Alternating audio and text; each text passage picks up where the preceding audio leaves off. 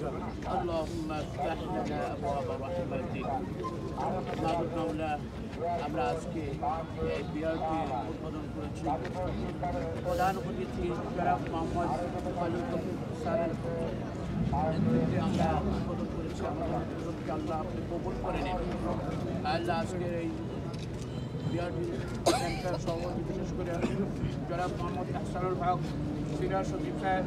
উনি এবং গাজীপুর জেলার অভিভাবক উনি সহ সকলকে দিয়ে হাত পাতলাম আল্লাহ আপনি কবুল করে নিন আল্লাহ বিশেষ করে এই দেশের জন্য মুক্তিযোদ্ধারা যে অবদান রেখেছে তাদেরকে স্মরণ করে 5 আগস্টে যারা বৈষম্যবিরোধী আন্দোলনের শহীদ হয়েছে তাদেরকে স্মরণ করে যারা আজকে আহত আছে হাসপাতালে চিকিৎসাধীন আছে তাদেরকে স্মরণ করে আল্লাহ আপনার কাছে ফরিয়াদ করতেছি আল্লাহ আজকে এই উদ্বোধনকে আপনি কবুল করে নেন আল্লাহ স্যারদের সাথে সাথে অন্য যারা আসছে সকলকে আপনি কবুল করে নিন সকলের মনের তামান্না